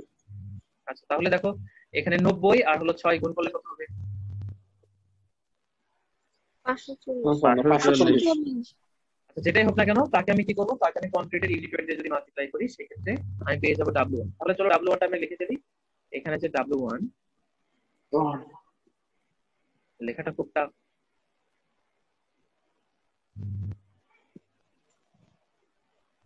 স্যার না হলে আপনি মুখে বলেন, সমস্যা নেই, আমার মনে রেকর্ডিং হয় থাকবে। হ্যাঁ, রেকর্ডে থাকবে, আমি সেটা বললে হবে। আচ্ছা, W1 যেটা আছে খেয়াল করো, এই W1টা কত আসে? আচ্ছা, এখানে W1টা আসলো এখানে ইউনিট ওয়েট ইনটু এরিয়া, সেটা। আচ্ছা আমি একটু বলি, তোমরা বুঝবে, তোমাদের একটা অ্যাসাইনমেন্ট হিসেবে থাকবে। তাহলে নিচের দিকে কাজ করবে আমাদের W1, আর এখানে যেটা কাজ করবে সেটা কাজ করবে W2। এটা এখানে আর কোনো ওয়েট কিছু নাই, একদমই নাই। আর নিচের দিক থেকে যেটা কাজ করবে, এটা আসলে মোস্ট ইম্পর্টেন্ট, তোমরা যেটা বুঝছো সেটা হলো নিচের দিকে যে আমাদের আপলিফট প্রেশার, আপলিফট প্রেশারটা যেটা থাকবে সেটা হলো বাম পাশে এতটুকু, আর ডান পাশে যেহেতু কোনো পানি নাই তো সেক্ষেত্রে এখানে জিরো, এখানে কোনো প্রেশার থাকবে না। তো সেই ক্ষেত্রে এখানকার যে ডিস্ট্রিবিউশনটা হবে, এখানকার ডিস্ট্রিবিউশনটা হবে একদমই ট্রায়াঙ্গুলার।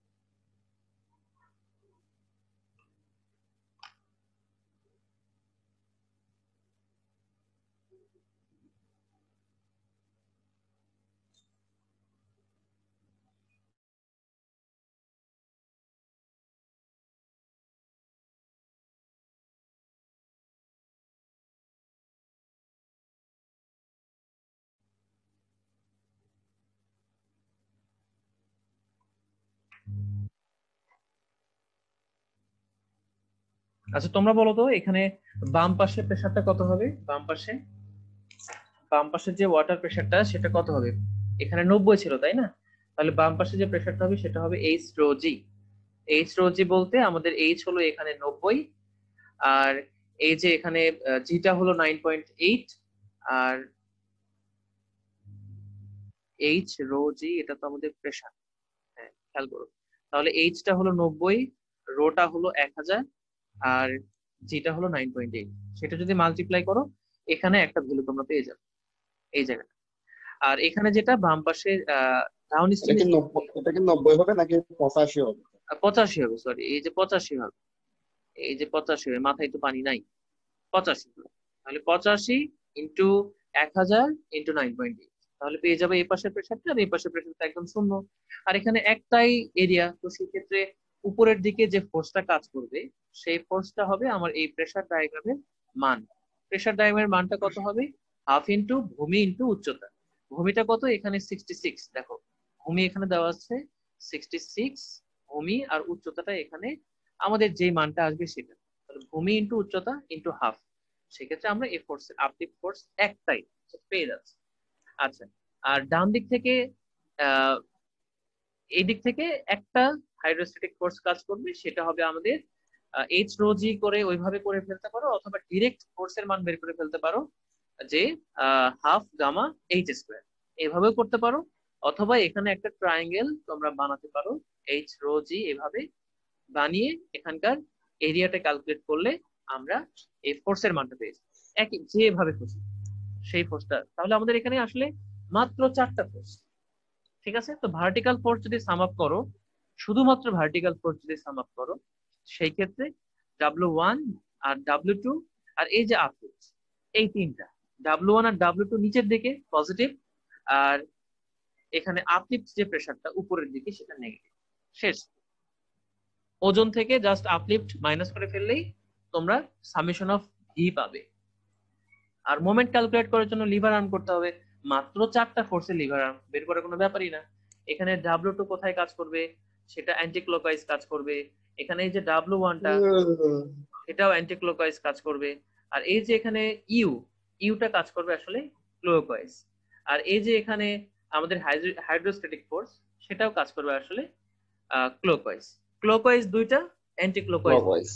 হ্যাঁ, তো অ্যান্টি ক্লকওয়াইজ এখানে পজিটিভ বলা হয়েছে দুইটা, আর ক্লকওয়াইজ যে দুটো থাকবে সেটাকে আমরা এখানে নেগেটিভ বলছি। এই হলো ব্যাপার। এখান থেকে আমরা তাহলে সামেশন অফ এম পাবো। সামেশন অফ এম আর সামেশন অফ ভি পেয়ে গেলে আমরা এক্স বার পাবো, এক্স বার পেয়ে গেলে আমরা ই পাবো, আর ই পেয়ে গেলে আমরা পি ম্যাক্সিমাম এবং পি মিনিমাম ক্যালকুলেট করে ফেলতে পারবো। আচ্ছা, এখানে আরো কিছু প্রশ্ন থাকে যে আমরা এখানে আসলে সেফ কিনা, এটা আসলে স্ট্রাকচারটা সেফ কিনা। তো আমি আসলে আজকে আর যেতে চাচ্ছি না, বুঝছো? আজকে অনেক হয়ে গেছে, অলরেডি 1.5 ঘন্টা কথা বলেছি। আমি আর অ্যাডিশনাল কোনো লোড তোমাদেরকে আপাতত দিতে যাচ্ছি না। এখন তোমাদের এক্সাম সম্পর্কে যে গাইডলাইন, সেই গাইডলাইনটা তোমাদেরকে দিতে যাচ্ছি। স্যার আমাদের বলো, এখন তোমাদের কথা শুনবো, আমার কথা শেষ। স্যার আপনি তো বল স্যার ওইটা যা আর কি নেটওয়ার্ক, এক্সাম সম্পর্কে বলবো। আচ্ছা আচ্ছা শোনো, সেটা হলো তোমরা একটা গাইডলাইন মনে হয় পাইছো, তাই না? জি স্যার। একটা গাইডলাইন, লিখিত একটা গাইডলাইন তোমরা পাইছো। তো এখানে একটা ব্যাপার আছে, সেটা হলো আমরা আসলে পরীক্ষা 1 ঘন্টা নিব নাকি 1.5 ঘন্টা নিব, তাই না? তো অনলাইন এক্সাম যত অল্প সময়ের জন্য নেওয়া যায় সেটা আমাদের জন্য সব থেকে ভালো। কেননা ইন্টারনেট 1.5 ঘন্টা পাওয়া বা 2 ঘন্টা বা 3 ঘন্টা পাওয়া, এটা আসলে খুবই টাফ ব্যাপার। আর তোমরা টেলিটকের একটা কি যেন আসছে, তো সেটা যদি নিতে পারো তো ভালো, যাদের ব্রডব্যান্ড আছে সেটাও ভালো। তো কয়েকটা নির্দেশনা থাকবে, সেটা হলো তোমাদের ইন্টারনেট কানেকশনটা যেন নিরবিচ্ছিন্ন থাকে। অর্থাৎ লোডশেডিং হয়ে গেলে তখন কি করবে? তো আমি নিজেও যেটা করব, আমি ক্যান্টনমেন্ট এলাকায় থাকি, তোমাদের চাইতেও জঘন্য এলাকায় আমি থাকি। তো আমি যে কাজটা করব, সেখানে মোবাইল ডাটার একটা ব্যাকআপ রাখবো। হ্যাঁ, মোবাইল ডাটার একটা ব্যাকআপ রাখবো। সেটা কিরকম দেখো, আমি যেটা করব সেটা হলো 1 মাসের জন্য যে প্যাকেজ গুলো পাওয়া যায়, অথবা 15 দিনের জন্য যে প্যাকেজ গুলো পাওয়া যায়, ধরো 1 জিবি বা 2 জিবি অথবা 5 জিবি, ধরো সারা মাস, এই ধরনের প্যাকেজ থাকে, কিন্তু দাম বেশি থাকে, ধরো 300 টাকা। কিন্তু আমি আমি জানি আমার ব্যাকআপের জন্য এত নেট হয়তো বা লাগবে না, কিন্তু আমার ব্যাকআপ 10 মিনিট বা 15 মিনিটের জন্য একটা ব্যাকআপ দরকার। তো সেজন্য আমি এরকম ছোট্ট একটা প্যাকেজ, কিন্তু 30 দিন মেয়াদি একটা প্যাকেজ, আমি সেটা নিয়ে রাখবো। তো তোমাদেরকেও এটাই আমি পরামর্শ দিব, তোমরা একটা ব্যাকআপ, একটা নেট আগে তুমি রাখবা। এটা হলো প্রথম কথা। দ্বিতীয় কথাটা হলো, এক্সাম শুরু হওয়ার কিছুক্ষণ আগে, 15 মিনিট হোক 20 মিনিট হোক, তোমরা এসে জয়েন করবা। আমি সব নির্দেশনা দিয়ে দেব। তোমাদের ক্যামেরাটা অন থাকবে এক্সাম চলাকালীন সময়। তোমরা কি করবা, তোমরা আহ, পরীক্ষা দিবা। তোমাদের এখন বলতে পারো স্যার ভিডিও অন নাও হতে পারে, নেটওয়ার্ক খারাপ। নেটওয়ার্ক খারাপ থাকলে হ্যাং হয়ে বসে থাকবে, আমরা সেটাই দেখবো। আমি আমি মানে আমরা তোমাদের ওই আটকে যাওয়া ছবিটাই দিব, তাও তোমাদের ক্যামেরা অন রাখতে হবে। আরেকটা ব্যাপার, সেটা হলো এখন তোমরা জমা দিবা কি করে। কোশ্চেনটা আমি মেইলে হোক, ফেসবুক গ্রুপে হোক, বা গুগল ক্লাসরুম হোক, যেভাবেই হোক না কেন, আমি প্ল্যাটফর্মটা অনেক আগেই সেটা রেডি করে রাখবো। আমি নির্দিষ্ট টাইমে তোমাদেরকে কোশ্চেনটা সাপ্লাই দিব। তোমরা ডাউনলোড করো বা এমনিতে স্ক্রিনে দেখো, যেভাবেই হোক না কেন, তোমরা কোশ্চেন দেখে সেই টাইমের মধ্যে শেষ করার চেষ্টা করবা। শেষ করে ধরো 1.5 ঘন্টা পরে শেষ হয়ে গেলে, তোমাদের যে প্রথম কাজটা দেখো, আহ, যখন নেট কাজ করে এক জায়গায়, তখন হয় কি, তোমার অনেক সময় হ্যাং করে যেতে পারে অনেকক্ষণ পিসি চললে, অথবা সেখানে অনেক ঝামেলা হতে পারে, নেট স্লো হয়ে যায়, ক্যাম স্ক্যানার কাজ করে না, নার্ভাসনেস কাজ করে। মুস্তাফিজ তো একদম কাঁপাকাঁপি শুরু করবা, মুস্তাফিজ তো একটুতেই নার্ভাস হয়ে যাবে। না স্যার, করবে না তো? না স্যার, এখন না স্যার। আচ্ছা ঠিক আছে, পরীক্ষা দেওয়ার পরে আমার সাথে যোগাযোগ করো, আমি তোমাকে এই প্রশ্নটা জি আবার স্যার, জিজ্ঞেস করবো। আচ্ছা, জি স্যার। মুস্তাফিজ একটু নার্ভাস হয়ে যায় আর কি, এই এরকম করা যাবে না, নার্ভাসনেসটা কাটাতে হবে। আচ্ছা, এখন দেখো, মুস্তাফিজ ওরকম আসলে ও নার্ভাস হয় না, ওর প্রকৃতিটাই ওরকম। আর এখানে আমজাদ তো তোতলা হয়ে যায় ওই সময়টাতে। আর আর কে কি হয়, লুবনা, আর কে যেন কি কি হয়, চুপ হয়ে যায়, কে নদী মনে হয় চুপ হয়ে যায়। স্যার আমি নিজেই না হয়ে যাই। নদী তো একদম থরথর করে কাঁপা শুরু করে। আর জি স্যার। আর কি, আর শহীদ তো মানে এত বেশি বুঝাইতে ধরে, মানে সেই বুঝানোর চোটে আমরাই নার্ভাস হয়ে যাই, শহীদ কি না কি বলে। আর কি, সবারই কিছু না কিছু দোষ গুণ থাকবেই, এটা সব বৈশিষ্ট্য, এটা দোষ না, এটা তোমাদের প্রকৃতি আমি বলবো। ঠিক আছে, কিন্তু একটা অর্গানাইজেশনে যখন তোমরা যাবা, কিছু জিনিস তোমাদেরকে ওভারকাম করতেই হবে, এই আর কি। আচ্ছা, এটা গেল। এখন তোমরা আপলোড দিবা কিভাবে, সেটার জন্য যে কাজটা করতে হবে, প্রথম যে কাজটা করতে হবে, মেসেঞ্জারে তোমরা সবাই আমার সাথে কানেক্টেড, অথবা একটা গ্রুপ আছে তোমাদের, বা আমার সাথে সবাই কানেক্টেড হতে হবে। প্রথম কাজটা হলো, একদম ঝটপট ক্যামেরাটা অন করে মেসেঞ্জার গ্রুপে 10 মিনিটের মধ্যে আমাকে ছবিগুলো পাঠাতে হবে। এটা হলো প্রথম কাজ, প্রত্যেকটা পেজের ছবি আমাকে পাঠাতে হবে। এটা হলো প্রথম 10 মিনিটের কাজ। এরপরে তোমাদের যতক্ষণ লাগে ভাই, তোমরা ইচ্ছা মতো সময়ে, ধরো আমি 1 ঘন্টা দিতে পারি, আধা ঘন্টা দিতে পারি, সমস্যা নাই। তোমরা ইচ্ছা মতো আমাকে পিডিএফটা পাঠাই দিবে, পিডিএফটা স্ক্যান করে আমাকে মেইল করবা, অথবা আমি বলে দিব সেটা। কিন্তু প্রথম শর্ত হলো মেসেঞ্জারে ওই ছবিগুলো পাঠাতে হবে। কেন? সেই স্বচ্ছতা থাকবে যে তুমি পরীক্ষা দিছো। আমি যদি আপলোড করার জন্য 40 মিনিট সময় দেই, সেই ক্ষেত্রে তো মানে সবাই তো আর ইথিক্যাল না। আমার নিজেরই এথিক্স ঠিক না, আমি নিজেই সুযোগ পাইলে নকল করি। তো সেক্ষেত্রে আমার স্টুডেন্ট করাটাও স্বাভাবিক। তো সেই জিনিসটা এড়ানোর জন্য স্যার ওপেন বুক তো স্যার এটা নকলই স্যার। আহ, হ্যাঁ, ওপেন বুক তো থাকবে। এটা তোমাদের সব থেকে বড় অ্যাডভান্টেজটা হলো open book, open Google, open সবকিছু। শুধু তোমরা নিজেদের মধ্যে একটু কথা বলবো না, এটাই আমরা শুধু একটু মনিটর করব, আর কোনো কিছুই না। ঠিক আছে? তো পরীক্ষা স্যার আমাদের সাবমিট বলো বলো। স্যার আমাদের কোশ্চেন পেপারটা স্যার জিমেইলে দিলে ভালো হয়। আচ্ছা, তোমাদের যে প্ল্যাটফর্মে তোমাদের নিতে সুবিধা হবে, তোমাদের সাথে আমি আগেই কন্ট্যাক্ট করে রাখবো, সেখানে তোমরা মেইলটা পেয়ে যাবে। আচ্ছা জি স্যার। আচ্ছা, আর আমারটা তো থাকবে। আর পরীক্ষার আধা ঘন্টা আগে যখন আমার কাছে আসবো, তখন দেখবো যে সবকিছু রেডি হয়ে গেছে। আর পরীক্ষা শুরু হওয়ার আগের দিনেই, অর্থাৎ পরীক্ষা যেদিন হবে তার আগের দিনে আমি তোমাদের সাথে অবশ্যই যোগাযোগ করে তোমাদের একদম অ্যাক্টিভ মেইলটা আমি নিব, বা অ্যাক্টিভ যে ওয়েটা সেটা আমি নিব। তোমরা সবাইকে আমার সাথে মেসেঞ্জারে কানেক্টেড আছো? জি স্যার। আচ্ছা, যদি দু একজনও না থাকে সেই ক্ষেত্রে আমার সাথে অবশ্যই যেন মেসেঞ্জারে তোমরা কানেক্টেড থাকো, এই একটা। আর ওপেন বুক যেহেতু, স্যার আপনার আপনি তোমরা একটা কাজ করো, প্রস্তুতি ভালোভাবে নিও। আর ওপেন বুক যেহেতু নিজে যতটুকু পারো সেটাই করো। যদি কারোর সাথে কথা বলতে যাও, একটু কথা বলতে গেলেও না তোমার সময় নষ্ট হবে, সবারই তোমাদের সময় নষ্ট হবে। তো আমি চাইবো যে নিজেদের সময় নষ্ট না করে, কারোটা না দেখে, ওপেন বুক যেহেতু যেটাই করো না কেন সেটা ভালো করে করে আসবা, দেখবো যে আর এখানে ইজি প্রশ্নই দেওয়া হবে। দুই একটা একটু মডারেট করা থাকতে পারে, কিন্তু ইজি প্রশ্নই তোমাদেরকে দেওয়া হবে। কেননা আমি নিজে আইআইটিতে যখন পরীক্ষা দিলাম কিছুদিন আগে, আমি নিজেই নার্ভাস হয়ে গেছি, নার্ভাসের চোটে মানে আমার পিসি স্লো হয়ে গেছে, আমার দুনিয়াটা কেমন জানি স্লো হয়ে গেছে।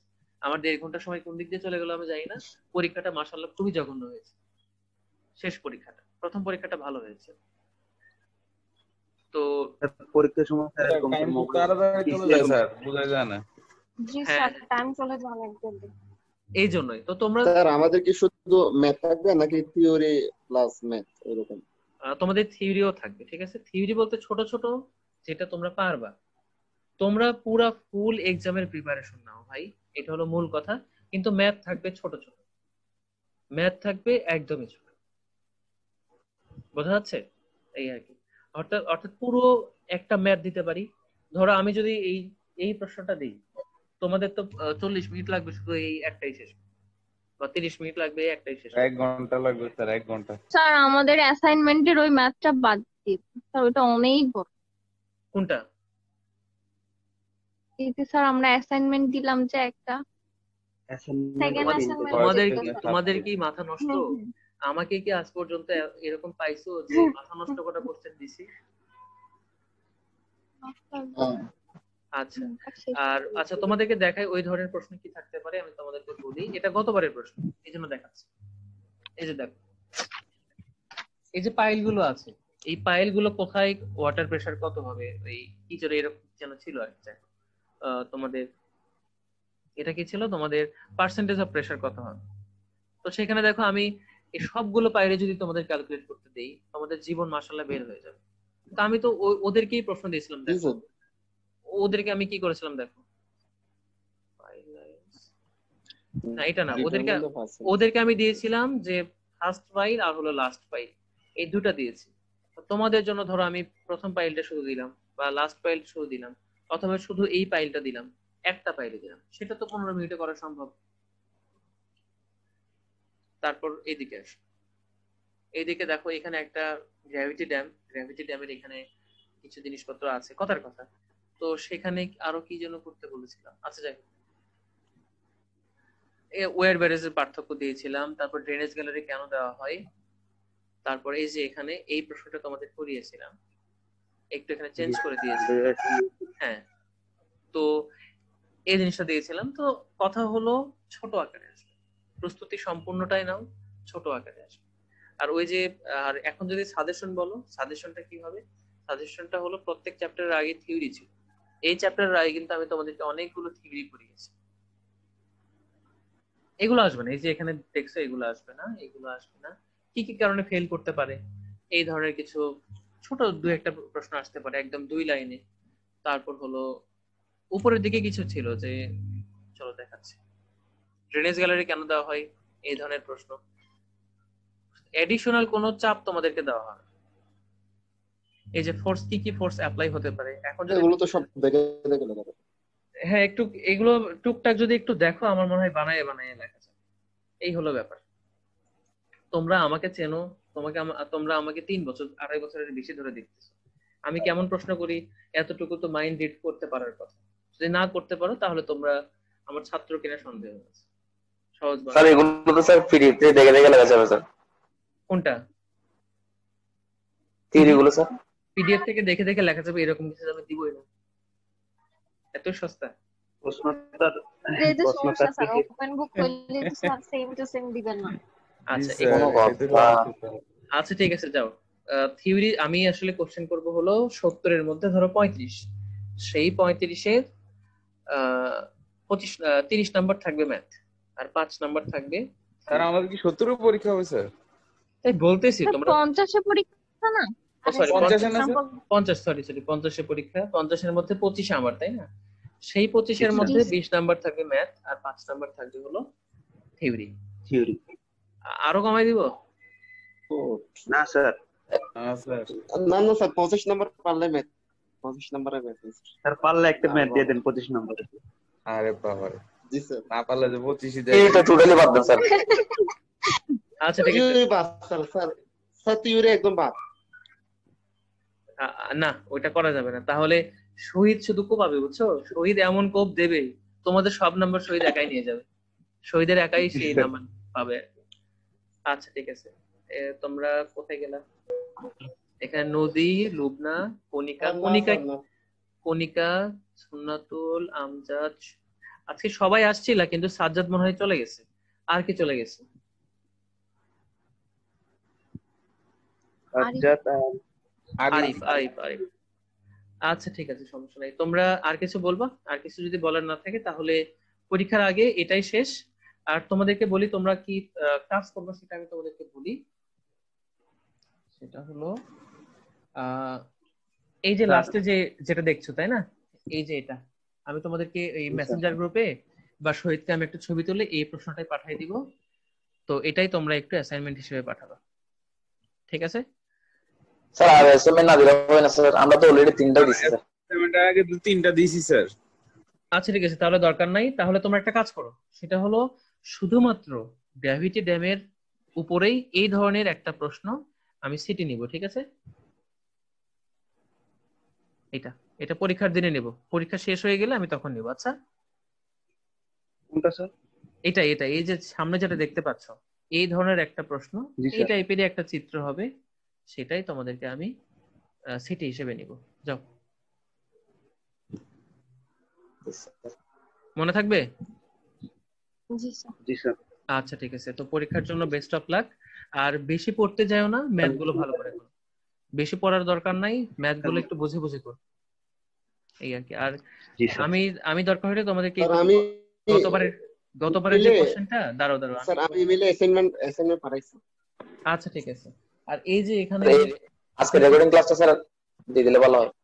আচ্ছা দিয়ে দিব। আর এই যে এখানে যে প্রশ্নটা আছে এই প্রশ্নটা তোমাদেরকে আমি পিডিএফ করে তোমাদেরকে আমি দিয়ে দিব, যে এটা গতবারের কোশ্চেন ছিল, তো বইয়েরটা করো আর হলো এটা একটু সলভ করো, তাহলেই তোমাদের প্রিপারেশনটা একদম 100% হবে।